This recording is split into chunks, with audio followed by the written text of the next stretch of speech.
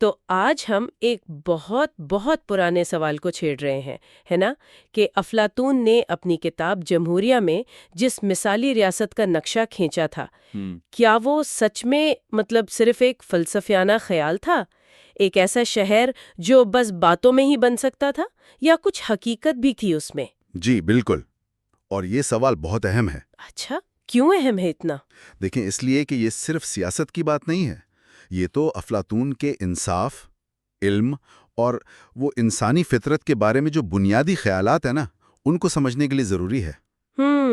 یعنی اس سے پتہ چلتا ہے کہ کیا ایک بہترین معاشرہ ممکن بھی ہے یا نہیں؟ بالکل، اسی سے جڑا ہوا ہے۔ ٹھیک ہے، تو آئیے شروع کرتے ہیں افلاطون کے اس لفظوں کے شہر سے، سٹی ان سپیچ جسے کہتے ہیں۔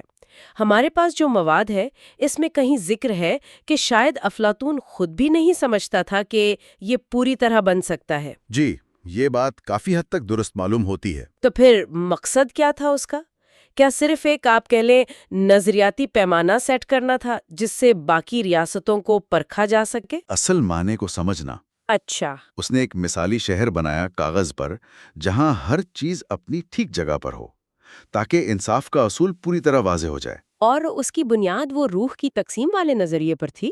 بالکل، جیسے انسانی روح کے وہ 3 حصے مانے جاتے ہیں: عقل، جذبہ اور خواہش۔ جی جی۔ ویسے ہی اس نے کہا کہ ریاست کے بھی 3 طبقے ہونے چاہیے: فلسفی حکمران جو عقل کی نمائندگی کریں، سپاہی یا محافظ جو جذبے کی نمائندگی کریں، اور پھر کاریگر جو پیداوار کریں، وہ خواہشات کی نمائندگی کریں۔ اور یہیں سے وہ مشہور زمانہ اور شاید متنازع بھی فلاسفر کنگ یعنی فلسفی بادشاہ کا تصور آتا ہے۔ جی ہاں، بالکل، کہ حکومت صرف ان کے ہاتھ میں ہو جو فلسفہ جانتے ہیں، جو حقیقت کا علم رکھتے ہیں۔ کیونکہ افلاطون کے نزدیک اصل انصاف تبھی ہوگا جب ہر کوئی وہی کام کرے جس کے لیے وہ بنا ہے۔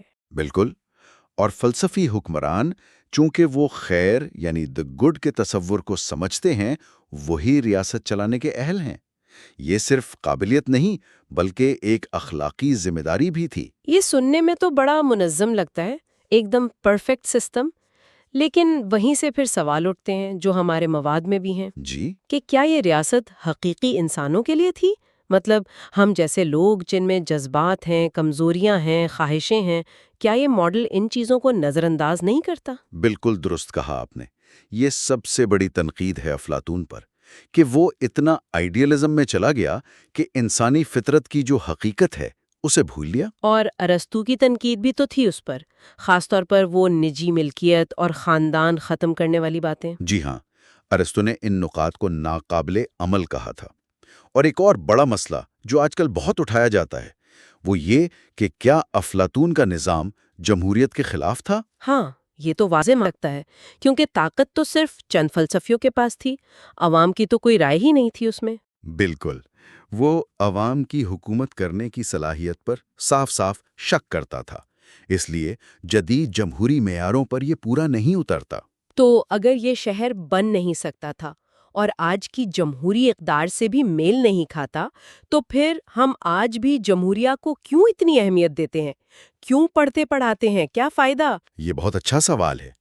دیکھیں، شہر تو نہیں بن سکا، ٹھیک ہے، اور شاید بننا بھی نہیں تھا، لیکن افلاطون نے جو بنیادی سوالات اٹھائے تھے، جیسے کہ جیسے انصاف کیا ہے، علم کا معاشرے میں کیا کردار ہے، ایک اچھی حکومت کیسی ہونی چاہیے، یہ سوالات آج بھی زندہ ہیں۔ اور ان پر افلاطون کی جو گہری سوچ تھی، اس نے مغرب کے پورے سیاسی اور اخلاقی فلسفے پر بہت گہرا اثر ڈالا ہے۔ اصل کمال اس کے جوابات میں نہیں بلکہ ان سوالات میں ہے جو وہ پوچھتا ہے۔ تو گویا ہم یہ کہہ سکتی ہیں کہ افلاطون کا شہر ایک روشنی کے مینار جیسا ہے جو ہمیں ایک آئیڈیل دکھاتا ہے، بھلے ہی ہم وہاں تک پہنچ نہ سکے۔ بالکل صحیح۔ یہ آئیڈیل اور حقیقت کی وہی پرانی کشمکش ہے جو ہمیشہ سے چلی آ رہی ہے۔ تو خلاصہ یہ کہ آئیڈیلزم اور حقیقت پسندی کے درمیان ایک توازن تلاش کرنا ہی اصل چیلنج ہے۔